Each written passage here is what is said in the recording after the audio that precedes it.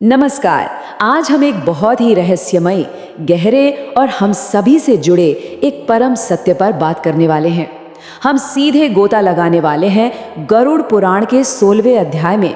अब ये कोई आम चर्चा नहीं है, ये जीवन, मृत्यु और आत्मा की मुक्ति को लेकर भगवान विष्णु और गरुड़ के बीच हुआ एक बेहद ही गूढ़ संवाद है। इस विश्लेषण में हम देखेंगे कि आखिर मनुष्य शरीर की असली महिमा क्या है, मोक्ष का रास्ता कैसे खुलता है और क्यों ये दुनिया उतनी स्थायी नहीं है जितनी हमें लगती है। तो चलिए शुरू करते हैं। इस पूरे सफर को हमने कुछ खास हिस्सों में बांटा है ताकि इसे समझना आसान हो। हम शुरुआत करेंगे जन्म मरण के उस अंतहीन चक्र से, फिर बात करेंगे कि क्यों मनुष्य का शरीर मिलना इतना बड़ा मौका है। इसके बाद हम जीवन की नश्वरता और माया के भ्रम को समझेंगे, दिखावटी कर्मकांडों और सच्चे ज्ञान के बीच का फर्क देखेंगे और आखिर में जानेंगे उस शाश्वत मोक्ष का असली मार्ग।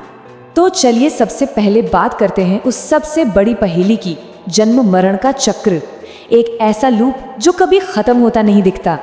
जरा सोचिए, आत्माएं अपने ही कर्मों और अज्ञानता की वजह से लगातार दुख सहते हुए बस एक शरीर से दूसरे शरीर में भटकती रहती हैं। और यहीं पर गरुड़ जी ने भगवान विष्णु से वो सबसे चुभने वाला, सबसे सटीक सवाल पूछ लिया। उन्होंने पूछा कि जो आत्माएं इस खौफनाक और तकलीफदेह चक्र में फंसी हैं, वो आखिर आज़ाद कैसे हो सकती हैं। यहीं से भगवान विष्णु का वो जवाब शुरू होता है जो असल में हम सब के लिए एक अल्टीमेट गाइड बुक है। अब देखिए, ये कोई रातों रात होने वाला चमत्कार नहीं है। आत्मा यूं ही अचानक से इंसान नहीं बन जाती। गरुड़ पुराण बताता है कि आत्मा को एक बहुत ही लंबे और कष्टदायक विकास से गुजरना पड़ता है। सबसे पहले वो पेड़ पौधों जैसी स्थावर योनियों में जन्म लेती है, फिर कीड़े मकोड़े बनती है, वहां से पानी में रहने वाले जीव, फिर पशु पक्षी और तब जाकर कहीं अंत में मनुष्य का रूप मिलता है।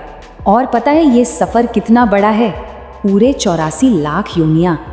जी हाँ, मनुष्य का ये दुर्लभ शरीर पाने से पहले आत्मा को 84 लाख अलग अलग प्रजातियों में जन्म लेने और मरने का दर्द सहना पड़ता है। सिर्फ इस एक नंबर को सुनकर ही समझ में आ जाता है कि हमारी ये जिंदगी कितनी कितनी ज्यादा कीमती है। इसी से हम अपने दूसरे और बहुत ही अहम पड़ाव पर आते हैं, मनुष्य शरीर की महिमा। ये वाकई में एक ऐसा अवसर है जो बार बार नहीं मिलता। इस लंबी और थका देने वाली यात्रा को समझने के बाद सबसे ध्यान देने वाली बात यह है कि उन 84 लाख योनियों में से सिर्फ और सिर्फ मनुष्य का शरीर ही वो इकलौता फॉर्म है जिसमें जीव असली ज्ञान पा सकता है और मोक्ष तक पहुंच सकता है। पुराण बिल्कुल साफ शब्दों में कहता है कि अगर किसी को ये शरीर मिल गया जो कि मोक्ष की सीढ़ी के समान है और फिर भी उसने खुद को मुक्त नहीं किया, तो सच कहूं उसने सबसे बड़ा मौका हमेशा के लिए गंवा दिया। इस बात को समझाने के लिए पुराण में एक बहुत ही कमाल की बात कही गई है। मान लीजिए आपके घर में भयंकर आग लग गई है और आप उस वक्त कुआं खोदना शुरू करें। बिल्कुल बेवकूफ़ी लगेगी ना? ठीक इसी तरह जब शरीर स्वस्थ है, ऊर्जा है, तभी आध्यात्मिक ज्ञान की तरफ बढ़ना चाहिए। जब बुढ़ापा आ जाए या बीमारियां घेर लें, तब कोशिश करना उसी कुआं खोदने जैसा है। अब एक बहुत ही लॉजिकल सवाल उठता है, अगर ये शरीर इतना ही कीमती है तो हर कोई मोक्ष के पीछे क्यों नहीं भाग रहा? इसका सीधा सा जवाब है माया का भ्रम। जरा इस काव्यमय लेकिन डरा देने वाले रूपक की कल्पना कीजिए। बुढ़ापा एकदम एक खूंखार बाघिन की तरह घात लगाए सामने खड़ा है जो किसी भी पल झपट्टा मार सकती है। और हमारी उम्र कैसी है? जैसे किसी दरार वाले घड़े से पानी टपक रहा हो, बूंद बूंद करके। हर एक गुजरते पल के साथ हमारी जिंदगी कम होती जा रही है। समय किसी का इंतजार नहीं करता। फिर भी हम किस धोखे में जीते हैं? हमें लगता है कि ये शरीर, ये बैंक बैलेंस और प्रॉपर्टी, ये जवानी और हमारे रिश्ते, ये सब हमेशा ऐसे ही रहने वाले हैं। गरुड़ पुराण हमें जगाते हुए कहता है कि ये सब पानी के बुलबुले के समान हैं। जो इंसान इन पल भर की चीज़ों को परमानेंट मानकर इन्हीं में उलझा रहता है, वो असल में माया का सबसे बड़ा शिकार है। तो फिर अज्ञानता है क्या? पुराण के अनुसार बिना असली ज्ञान के सिर्फ अपनी इंद्रियों की संतुष्टि में लगे रहना, बस खाना, सोना और अपनी इच्छाओं को पूरा करना, यही अज्ञानता है। क्योंकि जरा सोचिए, ये सब तो जानवर भी करते हैं, है ना? जो सिर्फ इन्हीं कामों में अपना पूरा जीवन निकाल देता है, उसका जीवन एक पशु के जीवन से कुछ अलग नहीं रह जाता। विवेक ही तो हमें इंसान बनाता है। और यहीं से एक और बड़ा भ्रम पैदा होता है, दिखावे का भ्रम। लोग अक्सर बाहरी कर्मकांडों को ही सच्चा ज्ञान मान लेते हैं। अब ये वाला हिस्सा मुझे बहुत दिलचस्प लगता है, क्योंकि यहाँ ग्रंथ सतही कर्मकांडों पर बड़ा तगड़ा और तार्किक कटाक्ष करता है। हम देखते हैं लोग शुद्धि के लिए पवित्र नदियों में स्नान करते हैं, लेकिन ग्रंथ पूछता है कि भाई अगर सिर्फ नदी में नहाने से मोक्ष मिलता तो वो मेंढक और मछलियाँ जो अपना पूरा जीवन ही पानी में बिताते हैं, उन्हें तो सबसे पहले मोक्ष मिल जाना चाहिए था। बात यही खत्म नहीं होती। कुछ लोग खुद को बहुत तपस्वी दिखाने के लिए शरीर पर राख और भस्म लपेट लेते हैं। इस पर ग्रंथ कहता है कि राख और धूल में तो कुत्ते और गधे भी लोटपोट होते रहते हैं, तो क्या सिर्फ राख मलने से उन्हें मुक्ति मिल जाएगी? बिल्कुल नहीं। इसी तरह सिर्फ जंगल में जाकर रहने से कोई योगी नहीं बन जाता, क्योंकि जंगली जानवर तो हमेशा से वहीं रहते हैं।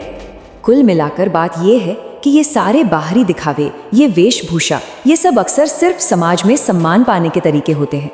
बिना उसका अर्थ समझे केवल शास्त्रों को रट लेना भी एकदम बेकार है।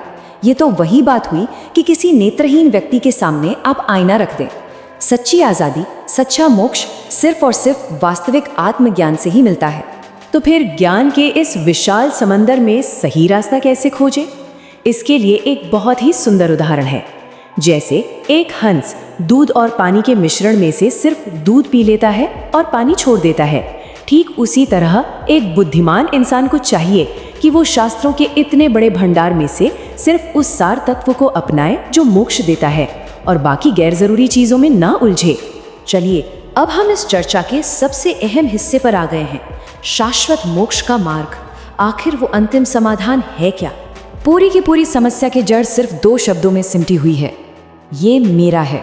यही वो भावना है जो आत्मा को इस दुनिया के अनंत बंधनों में जकड़ कर रखती है।